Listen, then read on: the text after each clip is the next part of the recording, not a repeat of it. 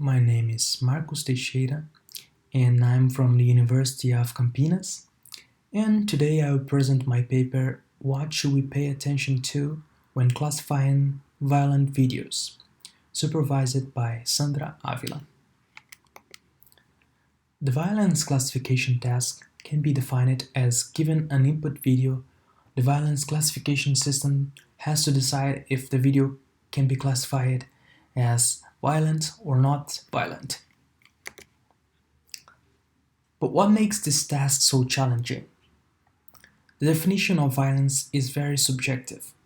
Violence could be expressed by the presence of a gun, blood, fight, explosions, for example.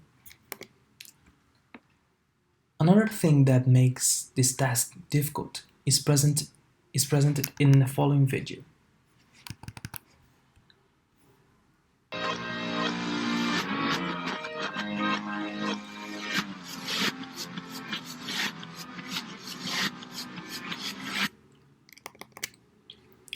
If we take a closer look, it is possible to see that there are frames depicting a hanging scene. Despite appearing very fast in the scene, these frames contribute to classifying this video as violent. The idea of paying attention to some parts and forgetting others can contribute to building better models.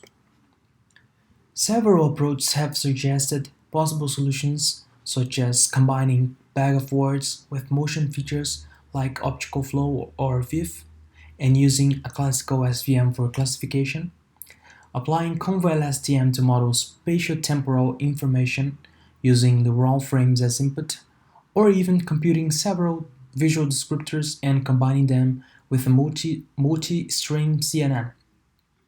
However, all these approaches use the entire input to represent the data to the model. In this action recognition task, the ground truth is volleyball and the action mask below illustrates the important regions learned by the model in order to correctly classify the video. It shows that frames that are not related to volleyball action were suppressed by the model. Our approach is to evaluate how this technique works for violent classification scenarios compared to traditional and existing approaches.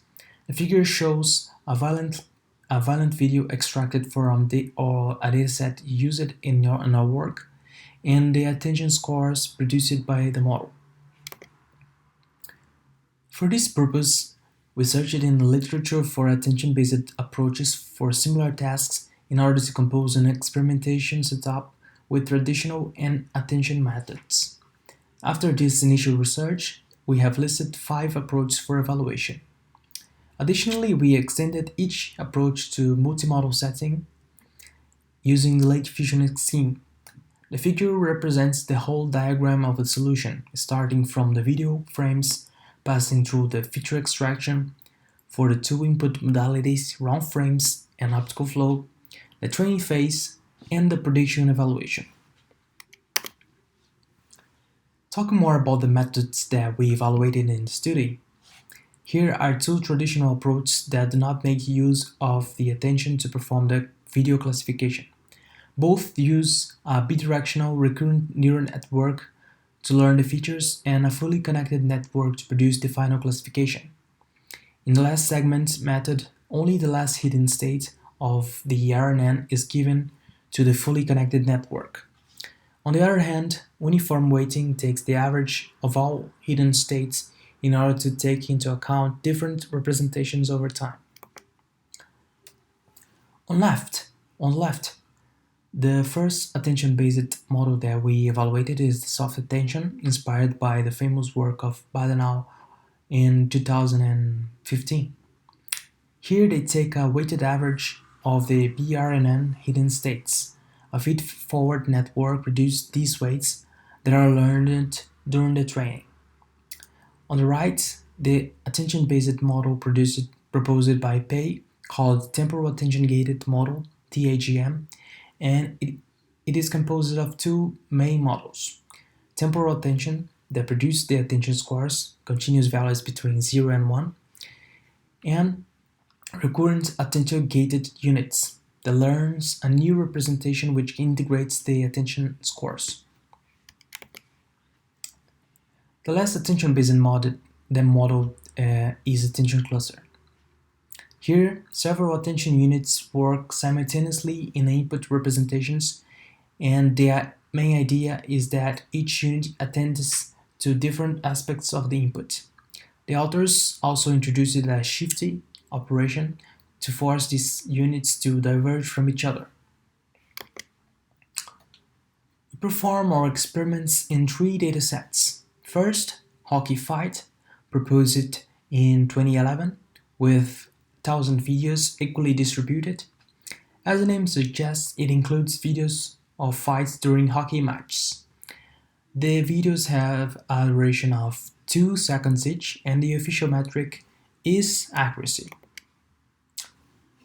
Next, RWF 2000, proposed in 2019, with 2,000 videos equally distributed collected by surveillance cameras.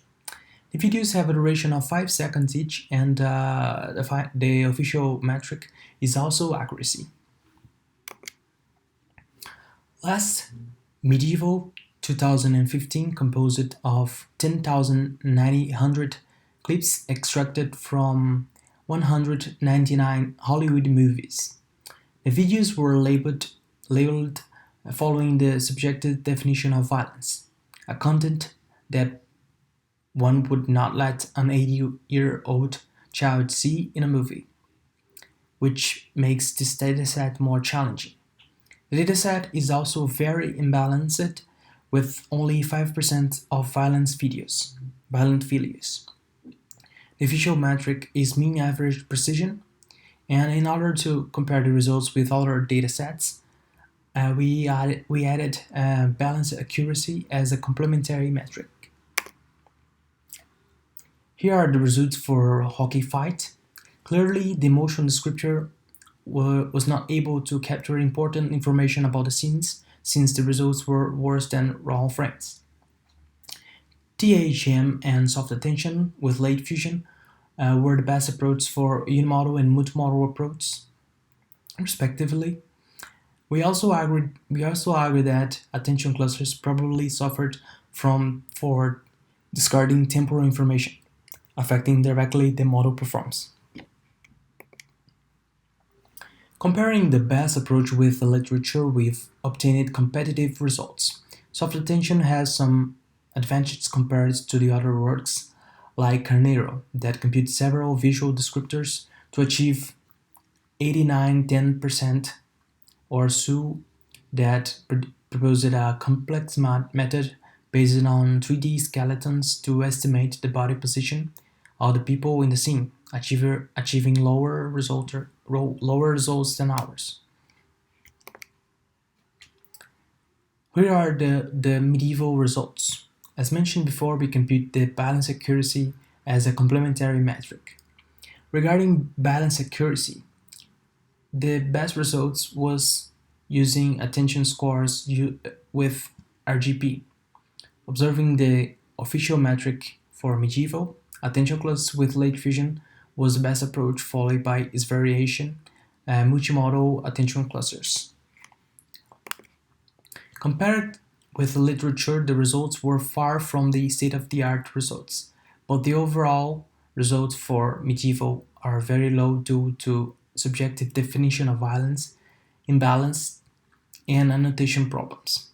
The best approach adopted several spatial, temporal, and auditory descriptors, and also dealt with the imbalance problem with an undersampling approach. Last, we present the results on RWF 2000.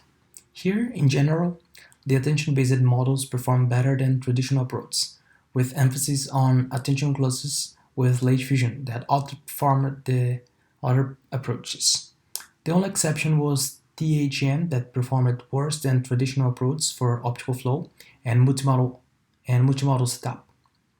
We also noticed that even dropping temporal information, attention clusters were able to improve the unimodal results. Here we compare the best approach with other works in the literature. The Su et al. Work achieved state-of-the-art results on RWF 2000, but the results for hockey were lower than ours. Moreover, the algorithm used for pose estimation has a room time that grows linearly with the number of the people in the scene. C3D required 23 times more parameters than attention clusters to obtain only 1% less than our best approach. Similarly, Conval STM used more than 47 million parameters to achieve 77% accuracy, while attention clusters with only 3.6 parameters achieved 83.25% accuracy.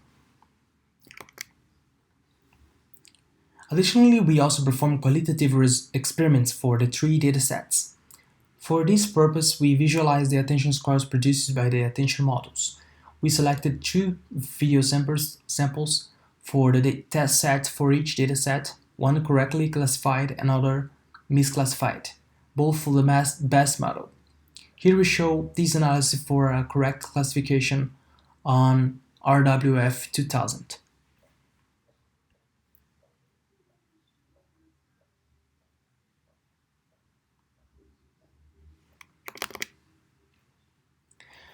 The weights are able to capture the temporal evolution of the violence in the scene, progressively increasing and reaching the highest values in the final moments. While soft attention smoothly distribute the weights over the video frames, the AGM and attention clusters show abrupt changes. Now for an incorrect classification.